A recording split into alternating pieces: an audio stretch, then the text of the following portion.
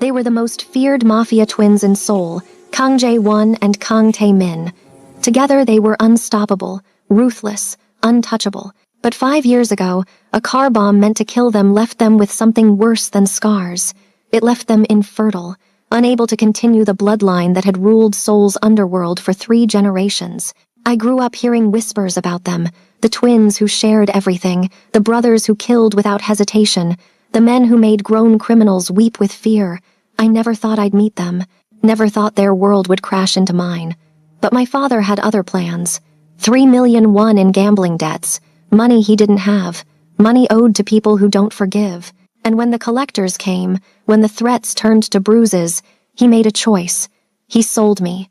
I am Aisha Rashid, 23 years old, Tanzanian, a journalism student with dreams that didn't include being bartered like livestock. But here I am, sitting across from 2 identical men in expensive suits, signing a contract that makes me wife to both of them. They say they need an heir. They say the doctors might have been wrong about their infertility. They say I'm strong enough to survive their world. What they don't say is that they want me, both of them, with an intensity that should terrify me. And the terrifying part? I don't want to choose between them. The aggressive fire of Jae-won, the calculating precision of Tae-min. Why have one when I can claim them both? This is my story. The story of how I went from victim to queen. From purchased property to the most powerful woman in Seoul's underworld. The story of 3 people who became one unbreakable force. Welcome to K-Fairy Tale Stories, besties. I always strive to give you the best stories, and trust me, this one is unlike anything you've experienced before. Don't click off. You're about to witness a love story so dark, so intense, so impossibly perfect that you'll be hooked from the first word to the last. This is the story of the girl who was bought by monsters and taught them how to love. This is my story, and it starts with a signature in black ink and ends with a crown. Let's begin. The pen felt heavier than it should. Black ink on white paper, my father's debt written out in numbers that made my stomach turn. 3 million won. 3 million. Bloody hell. Sign here, Miss Rashid. The lawyer pushed the document closer, his manicured finger tapping a line at the bottom. And here. And here. I looked at my father across the table. He wouldn't meet my eyes. Couldn't. The shame had already carved itself into the lines around his mouth, the way his shoulders hunched forward like he was trying to disappear into his cheap suit. He'd gambled away everything we had and then kept going, borrowing from people who didn't give second chances. What exactly am I signing? My voice came out steadier than I felt. The lawyer smiled. It didn't reach his eyes. A marriage. Contract. Legally binding under Korean law. In exchange for your hand in marriage, the Kang family will absorb all debts owed by your father and provide him with a monthly stipend for the remainder of his life. Marriage. The word tasted like metal. I was 23 years old, had just finished my degree, had plans that didn't involve being sold like property to pay off a gambling debt. To who? I demanded. Who am I marrying? Them. A new voice cut through the room, deep and commanding. I turned. 2 men stood in the doorway, and everything in me went still. They were identical, not similar, identical. The same sharp jawline, the same dark eyes that seemed to absorb light rather than reflect it, the same perfectly tailored black suits that probably cost more than my entire wardrobe. The same height, the same build, the same way they held themselves like they owned not just the room but everything in it. But there was something different in how they moved. The one on the left had an edge to him, something violent barely contained beneath expensive fabric. The one on the right was smoother, more controlled, but somehow that made him more terrifying. I'm Kang Jae-won. The violent one spoke first, moving into the room with predatory grace. This is my brother, Kang Tae-min. You can't be serious. I stood up so fast my chair scraped against the floor. I'm supposed to marry both of you? Tae-min, the smooth one, tilted his head slightly. The contract is quite specific, Miss Rashid. You become wife to both of us. Legally married to the Kang family. That's not legal. That's not even possible. Many things are possible when you have the right resources. Jae-won stopped directly in front of me, close enough that I had to tilt my head back to meet his eyes. And we have considerable resources. I could smell his cologne, expensive and subtle, mixed with something else. Danger, maybe. Power. The kind of scent that warned you to run even as it pulled you closer. I won't do this. My hands were shaking. I clenched them into fists. You can't just buy a person. We're not buying you. Taemin's voice came from behind me now. When had he moved? We're settling a debt. There's a difference. No, there isn't. I spun to face him. This is human trafficking. This is your father's life. Jaewon's words cut through my protest like a blade. The men he owes, they don't negotiate. They don't give extensions. They take fingers first, then hands, then whatever else they feel is equivalent to the debt. Your father would be dead within a week. I looked at my father again. He was crying now, silent tears running down his weathered cheeks. For the first time, I noticed the bruises on his hands, poorly hidden by his sleeves. They'd already started. Why? The question came out barely above a whisper. Why me? Why marriage? The twins exchanged a look, some silent communication passing between them. Then Taemin spoke. 5 years ago, there was an attempt on our lives, a car bomb. We survived, obviously, but there were complications. He paused, his expression unreadable. The doctors told us we're infertile, both of us. Recently, Jaewon continued, we learned the doctors may have been wrong. There's a chance, a small one, that with the right woman, we could father an heir. Our family needs an heir. And you think I'm the right woman? I couldn't process this. You don't even know me. We know enough.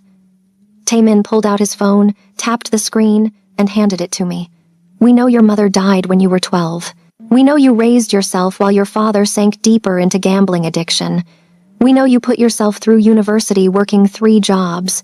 We know you're strong, resilient, and desperate enough to consider this. The phone screen showed my entire life laid out in bullet points. My grades, my work history, medical records showing I was healthy, fertile, even my social media, the few photos I'd posted of artwork and sunsets. This is insane. But I was still looking at the phone, still seeing my life summarized into data points that made me valuable to men who needed an heir. It's business. J1 took the phone back. And the deal is simple. You marry us. You live with us. You provide an heir. In exchange, your father lives and you want for nothing. And if I refuse? Silence, heavy and suffocating. Finally, Taemin spoke. Then we leave this room. Your father's debt remains, and nature takes its course. We'll find another woman. There are always desperate people willing to trade anything for security. I looked at the contract again, looked at my father, broken and weeping, looked at the twins who stood there like kings offering mercy to peasants. I had journalism awards. I had dreams of investigative reporting, of changing the world with truth. I had plans. I also had a father who would die screaming if I walked away. My hand found the pen again. I want to read the entire contract first. Every word. Of course. Taemin gestured to the lawyer. Take all the time you need. It took me 3 hours to read every clause, every stipulation, every carefully worded trap hidden in legal language. The contract was explicit in ways that made my skin burn. I would live with them, share their bed, submit to attempts at conception. I would be their wife in every sense of the word, bound to both of them equally.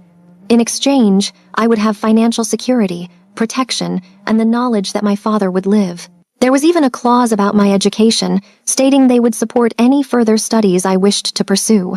There's nothing here about love, I said finally, looking up at the twins who had waited patiently, neither showing any sign of impatience. Love is not contractual. Jaewon's smile was sharp. But respect can be negotiated. Treat us with respect, fulfill your obligations, and we'll dine. Ensure you're treated like a queen. And if I grow to hate you, then you'll hate us in comfort. Taemin moved closer, his voice dropping. We're not asking for your love, Aisha. We're asking for your compliance. The rest will develop or it won't. He'd used my first name. Somehow that felt more intimate than anything else that had happened. One more question. I met Jaewon's eyes, then Taemin's. Have you done this before? Bought women? Never. They answered in unison, their voices overlapping. You're the first, Taemin continued, and you'll be the last. We don't share well. The weight of that statement settled over me. I would be theirs, completely, exclusively. 2 men who apparently shared everything, including their wives. I signed the contract. Each signature felt like a small death, like I was killing the version of myself who had dreams that didn't include being owned. But I was also saving a life. My father's life. That had to mean something. Congratulations, Mrs. Kang. The lawyer gathered the papers with obvious relief. The marriage is legally binding as of this moment, Mrs. Kang. I wasn't Aisha Rashid anymore. I was someone's wife. Two someones. Your belongings have already been collected from your apartment. Jaewon was suddenly next to me, his hand on the small of my back. The touch burned through my thin blouse. Our car is waiting. What? Now? Panic flared. I didn't even get to say goodbye to, your father will be relocated to a secure apartment in Gangnam. Taemin was at my other side now, effectively boxing me in. He'll be well cared for. You can visit him supervised once you've settled in. Settled in where? Home. Jaewon's hand pressed slightly firmer against my back, propelling me toward the door. Our home. Your home now. The car was exactly what I expected. Black. Expensive. With windows so dark I couldn't see inside until Taemin opened the door. The interior smelled like leather. And wealth. I climbed in because I had no other choice. Jaewon slid in beside me. Taemin took the seat across from us. The door closed with a heavy, final sound. The driver pulled away from the curb, and I watched through the window as my father stood on the sidewalk, getting smaller and smaller until he disappeared. Where are we going? My voice sounded hollow in the confined space. Cheongdam-dong. Taemin was watching me with an intensity that made me want to squirm. The penthouse. Of course they had a penthouse. Men like this always had penthouses. We should establish some ground rules. Jaewon's arm stretched across the back of the seat behind me, not quite touching but close enough that I felt surrounded. You'll have your own room initially. We won't force ourselves on you, but you will share our space, eat meals with us, attend events as our wife. And the heir? I forced myself to ask, when does that begin? When you're ready. Taemin leaned forward, slightly. We're not monsters, Aisha. We don't force women. When you come to us, it will be your choice. I'll never be ready. The words escaped before I could stop them. Never is a long time. Jaewon's fingers brushed my shoulder, just barely. You might surprise yourself. The drive took 30 minutes. 30 minutes of silence broken only by the hum of the engine and my own racing heartbeat. I stared out the window, watching Seoul pass by in streaks of neon and darkness. This city was supposed to be my fresh start. My father had brought us here 5 years ago, chasing some fantasy of wealth and opportunity. Instead, he'd found casinos and loan sharks. And I'd found this, 2 men who bought me like property and expected me to be grateful for the privilege. The building was glass and steel, jutting into the Seoul skyline like a shard of ice. The doorman bowed as we entered. The elevator required a key card to access the top floor. Everything was sterile, perfect, expensive. Everything was a cage dressed up as luxury. The penthouse doors opened directly into the apartment. I stepped inside and my breath caught despite myself. Floor-to-ceiling windows overlooked the entire city. The lights of Seoul spread out below like stars had fallen to earth. The furnishings were minimal but clearly expensive, all clean lines and neutral colors. Art hung on the walls, pieces that looked like they belonged in museums. Your room is this way. Taemin walked past me, expecting me to follow. I did. What choice did I have? The room he showed me was larger than my entire previous apartment. A king-sized bed dominated the space, covered in white linens that probably cost more than my tuition. A wall of windows showed the same impossible view. A door led to what I assumed was a bathroom. The closet is fully stocked. Jae-1 appeared beside me. If anything doesn't fit or isn't to your taste, let us know. We'll have it replaced. You bought me clothes? I turned to Baun. Face them both, these identical strangers who now owned me, without even asking my size. We know your measurements. Taemin's expression didn't change. We know everything about you, remember? Right. The investigation, the background check, the reduction of my entire existence into data points. Dinner is in an hour. Jae-1 moved toward the door. Dress appropriately. We have guests coming. What? Panic spiked. You're parading me out already? We're introducing our wife to necessary business associates. He paused in the doorway. This is your life now, Aisha. The sooner you accept it, the easier everything becomes. They left me alone. The door closed softly. I heard the electronic lock engage. I was locked in. in a beautiful room with an incredible view, wearing clothes I didn't choose, waiting to be displayed to strangers as proof of ownership. I walked to the window and pressed my palm against the cold glass.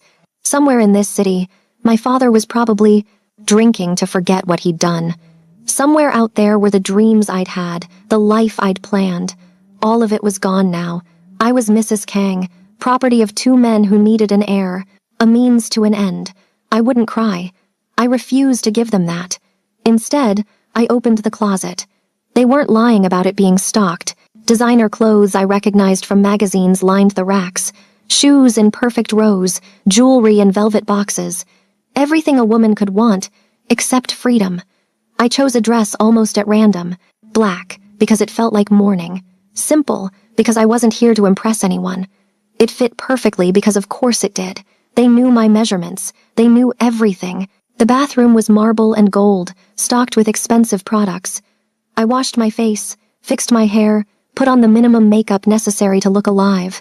The woman staring back at me from the mirror looked like a stranger. She looked expensive, untouchable, nothing like the girl who'd walked into that office 3 hours ago. A knock on the door made me jump. "Come in," what else could I say? Taemin entered carrying a small box. "I wanted to give you this before dinner." He opened the box. Inside was a ring, not flashy, but clearly expensive.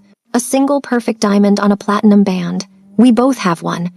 He held up his hand, showing me an identical band on his ring finger. "So people know you're ours." "I'm already wearing one." I lifted my hand, showing the gold band they'd slipped on my finger while I signed the contract. "A legal requirement," the lawyer had said. "That's the legal ring. This is the real one." He took my hand before I could pull away, slid the new ring onto my finger above the gold band. "There, perfect. It was too heavy, too expensive, too much. Dinner starts in 10 minutes. His hand lingered on mine, his thumb brushing across my knuckles. "Don't be late. It's disrespectful to our guests." He left. I stared at the ring, at the way it caught the light, at the weight of it pulling my hand down. This was real. This was happening. This was my life now. I walked out of my room.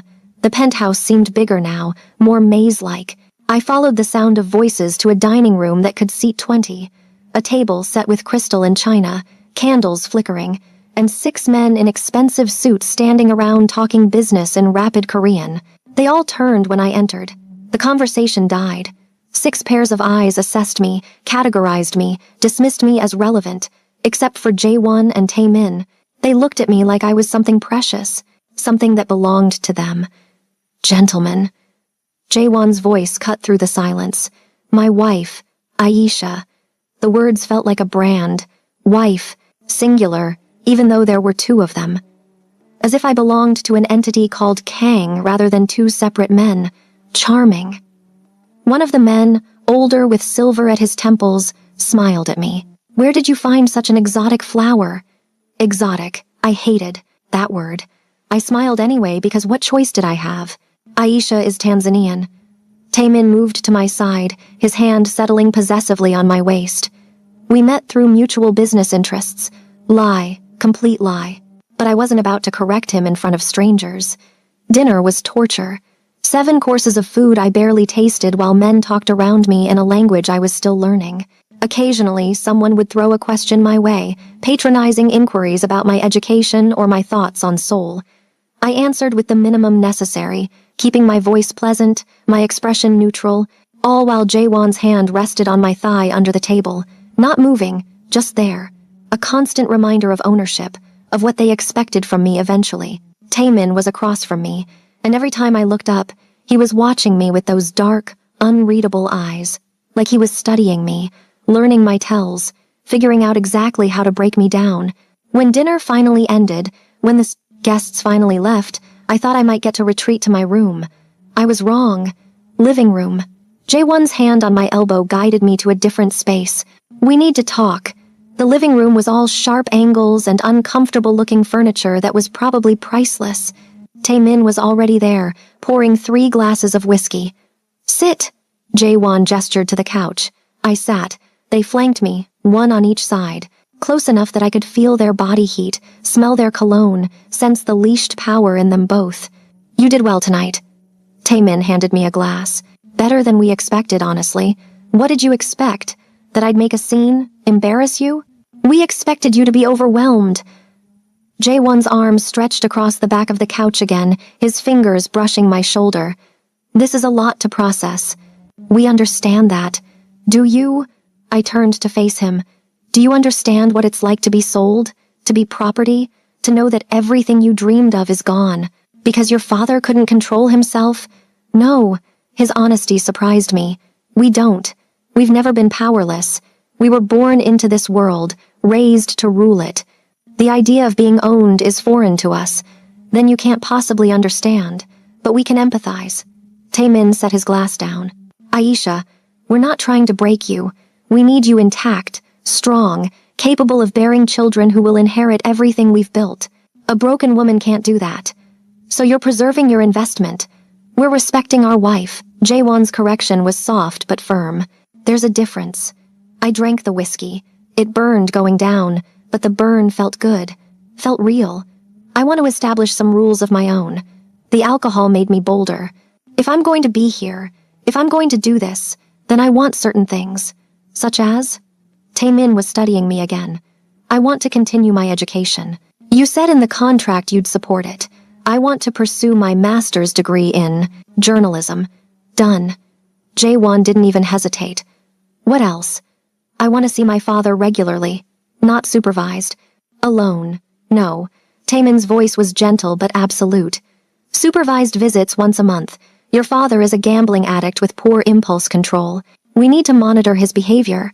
He's my father, and he's a liability. Jaewon's fingers tightened slightly on my shoulder.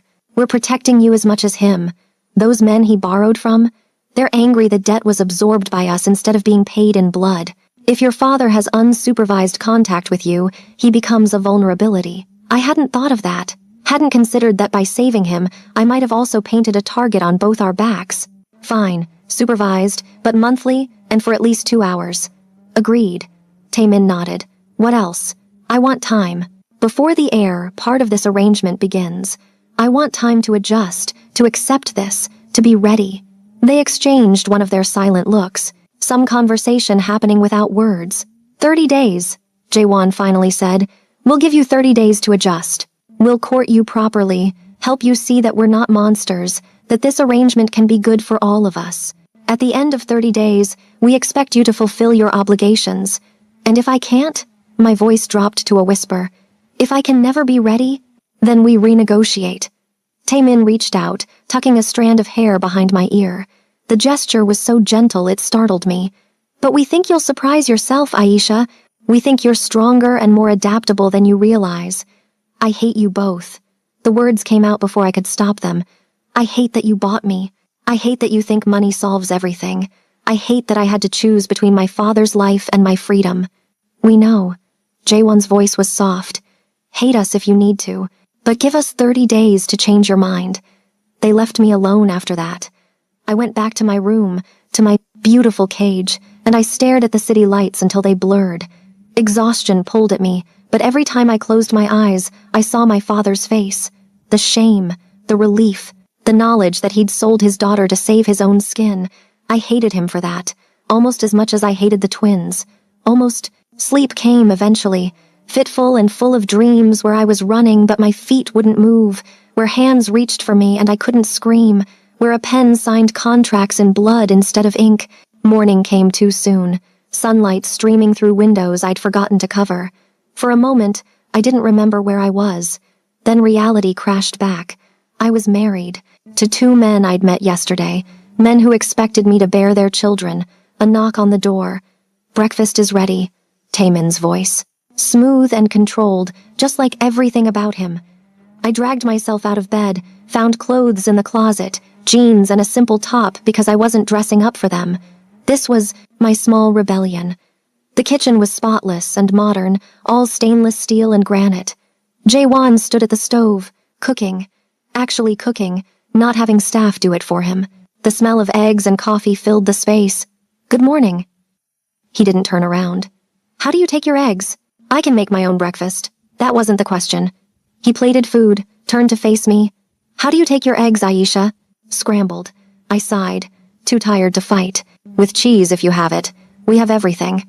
Taemin appeared with a cup of coffee, placed it in front of me at the kitchen island. Cream, no sugar. Right? They'd researched even that. Even how I took my coffee. Breakfast was surprisingly normal. The twins talked about their schedule for the day, various business meetings, a charity gala they needed to attend next week. They included me in the conversation, asking my opinion on things that didn't matter. It felt like playing house. Like we were a normal married couple instead of a transaction. "What are you doing today?" J1 asked as he cleared plates. "I don't know. What am I allowed to do?" The bitterness crept back into my voice. "Whatever you want." Taemin pulled out his phone. "The car and driver are at your disposal. Credit cards are in your room. Unlimited spending. Want to shop? Get your nails done? Visit museums? It's all available to you. I want to look for graduate programs." "Perfect." He seemed genuinely pleased. "My office has contacts at every major university in Seoul. I'll make some calls, set up meetings if you'd like." I didn't want his help. Didn't want to owe them anything more than I already did. But I also wasn't stupid enough to turn down connections that could help me achieve something I wanted. That would be helpful. Thank you. The words felt strange in my mouth. Thanking my captors for allowing me to pursue dreams they'd nearly destroyed. The days started to blur together. Wake up, breakfast with the twins. They'd leave for work. I'd spend the day in the penthouse, reading, researching schools, slowly going insane from the isolation. Dinner with the twins. Increasingly long conversations that felt almost normal. Then retreat to my room, alone, trying to remember who I was before I became Mrs. Kang. Day 5, Taemin came home early. Found me on the couch reading a journalism textbook I'd had delivered. "How's the research going?" He sat down next to me, close enough that our thighs touched. "Good. I have meetings set up with 3 different programs." "Excellent." He was quiet for a moment. "Aisha, can I ask you something? Can I stop you?" His smile was slight. "Fair. Do you always keep your walls this high, or is it just with us?" "What walls?" "The ones that keep you at a distance. The ones that make you treat every conversation like a negotiation." He shifted to face me fully. "We're not your enemies. You're my owners. We're your husbands." The correction was gentle. "There's a difference. Not to me." He studied me for a long moment. Then, unexpectedly, he reached out and took my hand. Not forcefully, just held it. "I'm going to tell you something true." His thumb traced circles on my palm. "J1 and I have spent our entire lives sharing everything. Our parents died when we were young. We were raised by our grandfather, groomed to take over his empire. We learned early that trust is rare, that people want what we have, that showing weakness is death. I don't see how that relates to, 'I'm getting there.'" He squeezed my hand slightly. "We've never let anyone close. Never had relationships that mattered. We've used people, yes. We've slept with women who wanted our money or our status. But we've never had someone who was ours. Someone we could be real with." "And you think that's me? Someone you bought?" "I think you're someone who has as much to lose as we do. Who has reasons to make this work beyond just survival. Who's smart enough to see that we're offering more than just security." His eyes held mine. "We're offering partnership. Real partnership. If you're brave enough to take it." "Partnership implies equality. We're not equal." "Not yet." He released my hand, stood up. "But we have 30 days to balance the scales. Use them wisely, Aisha. Learn about us. Let us learn about you. At the end of it, make your choice with full knowledge instead of blind fear." He left me sitting there, hand still tingling from his touch, mind spinning with what he'd said. Partnership. As if that was possible between captive and captor. But the seed was planted. Day 7, J1 took me shopping. Not because I needed anything, but because, as he put it, I'd been locked in the penthouse like a prisoner and that wasn't healthy. "I am a prisoner," I pointed out as we walked through a designer district I'd only ever read about. "Then consider this a field trip." He stopped in front of a boutique. "Pick anything you want. Everything you want. Money isn't a concern. I don't want your money. I know. That's what makes this interesting." He held the door open. "Humor me." The store was the kind of place I'd never have entered on my own. Everything was beautiful, expensive, completely out of reach for normal people. The staff recognized J1 immediately, descended on us with practiced smiles and offers of champagne. "Show her everything." J1 settled into a chair. My wife needs a complete wardrobe upgrade. I tried on clothes because it seemed easier than arguing. Each outfit was more expensive than the last. Each one fit perfectly because they had tailors on staff who could alter anything in minutes. That one. J1's voice stopped me as I emerged in a deep red dress. That one is perfect. I looked at myself in the mirror. The dress hugged every curve, made my dark skin glow, transformed me into someone who belonged in their world. It's too much. It's perfect. He stood, walked over to me. Do you see what I see? An expensive dress. I see a queen. His hands settled on my shoulders, turning me to face the mirror. I see a woman who could rule the world if she wanted to. Who has the strength to take what's hers? Our eyes met in the reflection. His hands were warm on my shoulders, possessive but not aggressive. You're beautiful, Aisha, but more than that, you're formidable. You walked into our world with nothing, and you haven't broken. You negotiate, you think, you survive. His voice dropped lower. Do you know how rare that is? I'm surviving because I have to. No, you're surviving because you're strong enough to bend without breaking. There's a difference. He bought the dress, and 10 others, and shoes, and jewelry. I protested every purchase, but he ignored me, acted like my discomfort was amusing rather than real. On the drive back, shopping bags filling the trunk, he finally spoke seriously. I know you. Think we're monsters. I know you hate this situation, but Aisha, I want you to understand something. He turned to face me in the back seat. We didn't choose this arrangement lightly. We need an heir, yes, but we also needed someone who could survive our world. Someone smart enough to see the game and strong enough to play it. I don't want to play games. Then you'll lose. His bluntness startled me. Our world is dangerous.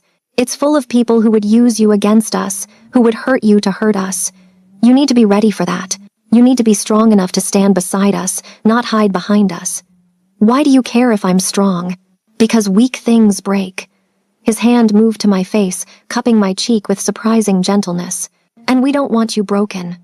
I should have pulled away, should have maintained distance, but his touch was warm, and I'd been so cold since this started, so isolated, so alone.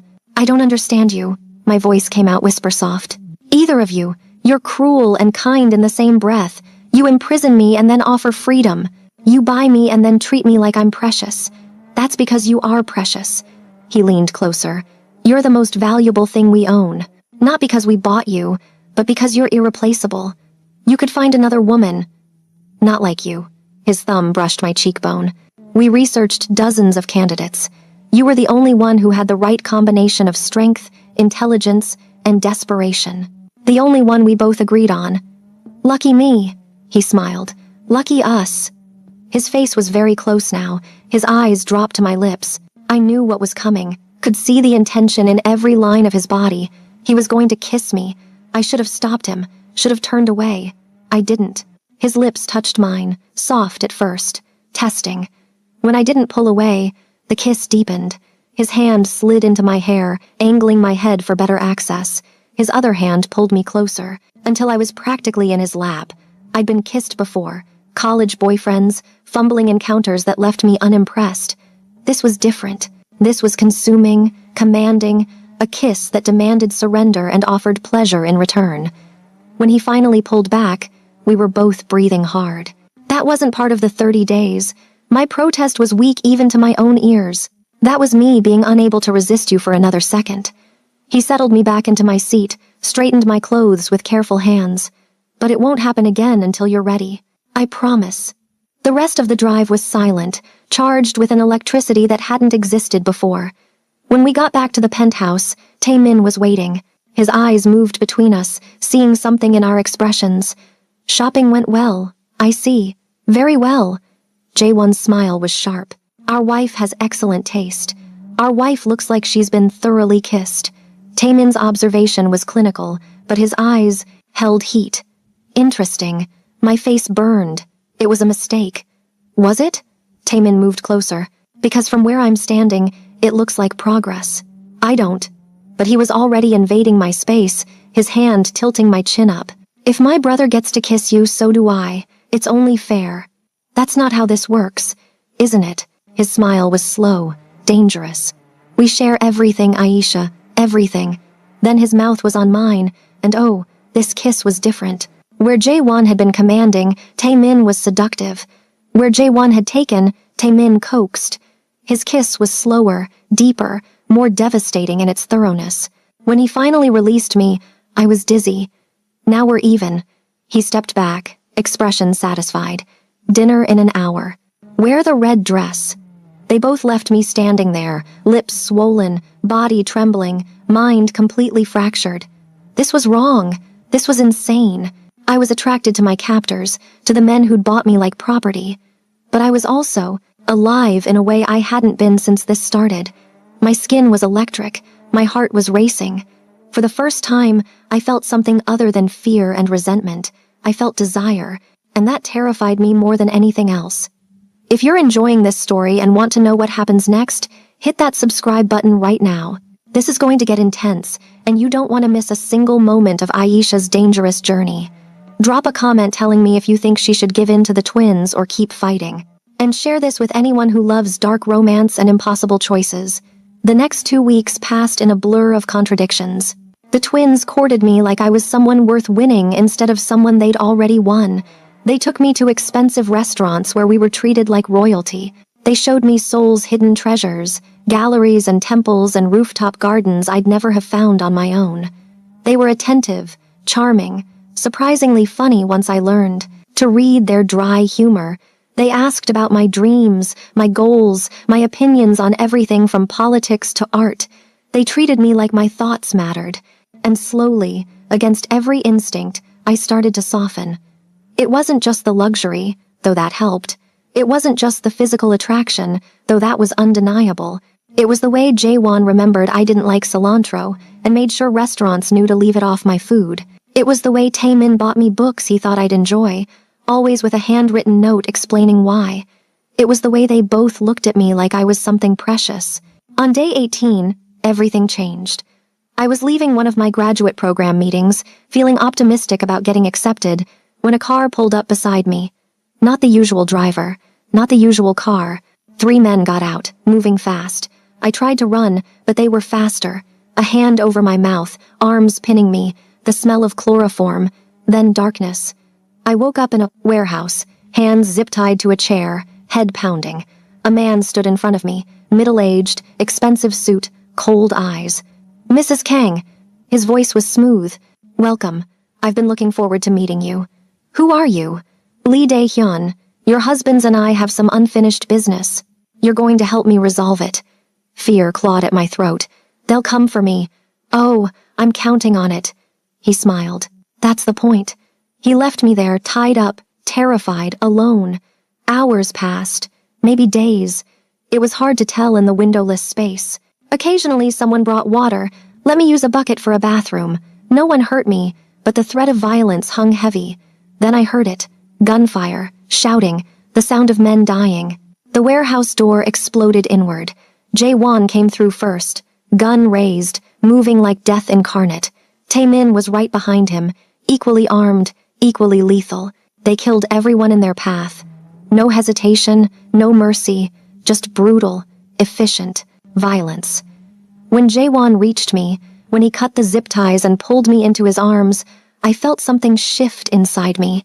This was what I'd seen in their eyes all along, the capacity for absolute violence, the willingness to destroy anyone who threatened what was theirs. And I was theirs. These men had killed for me. "Are you hurt?"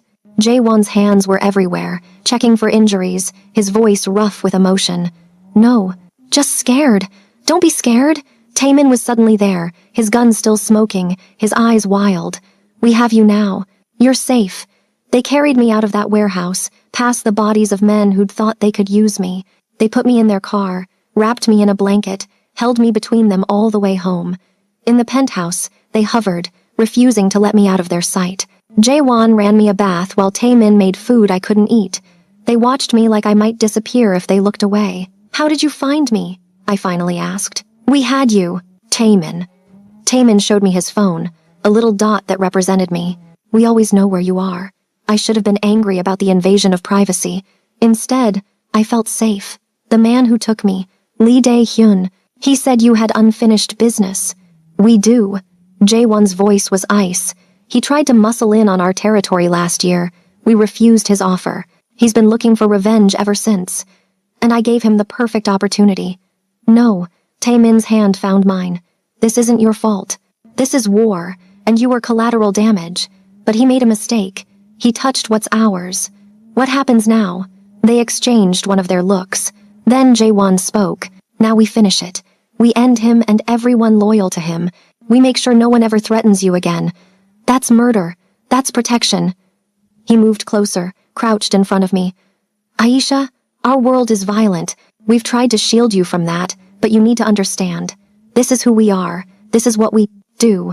We protect what's ours with absolute force. And I'm yours. Completely. Taemin's hand tightened on mine. Does that scare you? I thought about it. Really thought. About the violence I'd witnessed. About the men they'd killed without hesitation. About the darkness that lived in them both. No, I said finally. It doesn't scare me. It should, but it doesn't. Why not? Jaewon's eyes searched mine. Because I've spent my whole life being powerless. My father made choices that destroyed my future. Men like Lee Dae-hyun think they can take whatever they want. But you two? You take that power back. You don't let anyone make you a victim. And you want that. Taemin's observation was soft. You want to be strong like us. Yes. The admission felt like freedom. I want to learn. I want to know how to fight, how to protect myself, how to survive in your world. Our world, Jaewon corrected. It's your world now too. Then teach me. I looked between them. You said, you didn't want me weak. Prove it. Teach me to be strong. They did. Starting the next day, they hired trainers. Combat specialists who taught me how to punch, how to kick, how to use my smaller size as an advantage. Weapons experts who taught me to shoot, to handle knives, to turn anything into a weapon. It was brutal. Every morning I woke up sore, covered in bruises that were marks of progress. But I loved it. Loved feeling my body grow stronger, my reflexes sharper, my confidence building. The twins trained with me sometimes, pushing me harder than any instructor. Jaewon was merciless, knocking me down and making me get back up until I could hold my own. Taemin was more strategic, teaching me to think 3 moves ahead, to read opponents, to exploit weakness. And through it all, we grew closer. The attraction that had started with those kisses deepened into something more dangerous, something that felt almost like love. On day 29, one day before our agreement ended, I found them both in the living room, waiting for me. Tomorrow is day 30. Taemin's voice was careful. We need to discuss what happens next. I sat down between them, suddenly nervous. I know. You have a choice to make. Jaewon's hand found mine.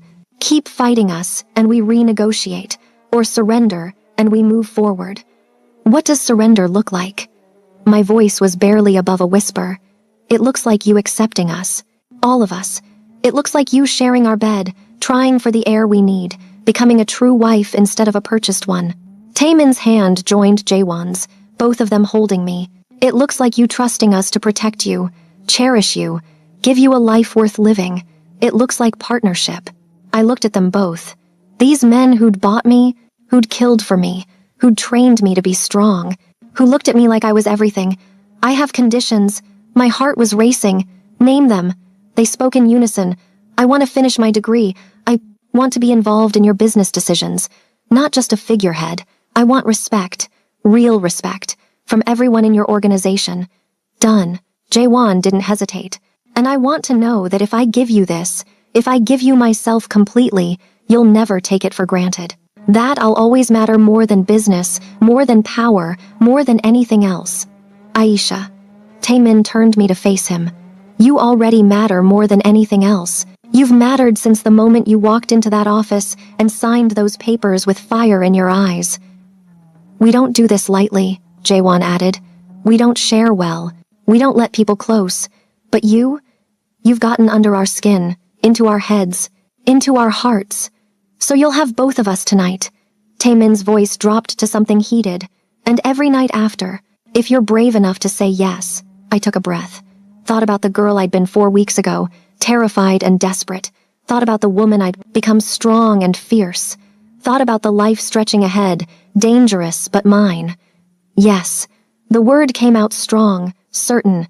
Yes, to all of it. I choose this. I choose you. Both of you. They didn't wait. Jaewon's mouth found mine while Taemin's lips traced my neck. 4 hands pulled me closer, worked at my clothes, mapped my skin with possessive touches. You're ours now. Jaewon breathed against my lips. Completely ours. And you're mine, I shot back, surprising myself. Both of you, completely mine. Taemin laughed, the sound vibrating against my throat. Yes, we are. Mind, body, and soul, we belong to you as much as you belong to us. They carried me to their bedroom. Not my room, but theirs. The room I'd never been allowed to enter. It was massive, dominated by a bed that could fit 5 people, with the same floor-to-ceiling windows showing Seoul spread out below. Last chance to change your mind. Jaewon set me down gently. After this, you're ours. No going. Back. I don't want to go back. I reached for him, then for Taemin, pulling them both close. I want to go forward. Together. What happened next was intense, overwhelming, perfect. They worshipped me with their hands and mouths, learning every inch of my body, finding every place that made me gasp. They were careful, despite their obvious desire, making sure I was ready, that I wanted every touch. When they finally took me, it was together. Not at the same time, but one after the other, each different in their approach but equally devastating. Jaewon was demanding, commanding my pleasure like he commanded everything else. Taemin was thorough, patient, determined to unravel me completely. By the time they were finished, I was boneless, satisfied in ways I'd never imagined. I lay between them, their hands stroking my skin, their breathing matching mine. No regrets? Taemin asked softly. None. I turned to kiss him, then Jaewon. I love you, both of you. I don't know when. It happened, but it did. I love you. We love you too. They spoke together, voices overlapping. Our wife, our queen, our everything. I fell asleep between them, safer than I'd ever felt, loved in ways I'd never expected. The next few months were a whirlwind. I started my master's program, attended business meetings with the twins, slowly became a real partner in their empire. I learned their world, learned to navigate the dangerous politics, learned when to smile and when to show teeth, and I discovered I was pregnant. The miracle the doctors said was impossible happened. The air they'd bought me for was growing inside me. When I told them, Jaewon cried, actually cried. Taemin just held me, his hands shaking against my still flat stomach. How? Jaewon's voice was rough. The doctors said, the doctors were wrong. I pulled them both down to me. Or maybe we're just that stubborn. Either way, we did it. We're going to have a baby. The pregnancy was surreal. They were impossibly protective, hovering constantly, treating me like I was made of glass. I had to fight to maintain any independence. I can walk to the bathroom by myself. I complained when Jaewon insisted on helping me. You're carrying precious cargo. I'm 3 months pregnant, not an invalid. But I loved it, loved their devotion. Loved seeing these dangerous men reduced to nervous wrecks by the thought of becoming fathers. The birth was hard. 18 hours of labor that left me exhausted and screaming. But when they finally placed my daughter in my arms, when I looked at her perfect face and tiny fingers, everything else fell away. Hope.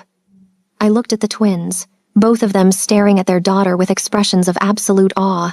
Her name is Hope. Perfect. Taemin touched her tiny hand with one finger. She's perfect. Just like her mother, Jaewon added, leaning down to kiss my forehead. Thank you, Aisha. Thank you for giving us everything. 3 months. Later, I stood in front of the assembled families. 5 major organizations that the twins had carefully consolidated into one massive empire. I wore a dress that cost more than most people's cars. I held my daughter against my hip, and I spoke with the authority of someone who'd earned her place. I'm Aisha Kang. My voice carried through the room. Co-head of the Kang Empire, mother to the heir. And I want to be very clear about something. I looked at the men watching me, seeing their doubt, their assumption that I was just a pretty face. I'm not here as decoration. I'm not here because I married well. I'm here because I've proven myself, because I've bled for this family, because I've learned this world and made it mine. Jaewon stepped up beside me, his hand on my waist. Anyone who disrespects my wife disrespects me. Taemin took my other side. And anyone who disrespects our family will answer to all 3 of us. The room was silent. Then, slowly, heads began to nod, acceptance spreading through the crowd. I'd done it. I'd gone from purchased wife to actual queen. I'd taken the hand I was dealt and played it.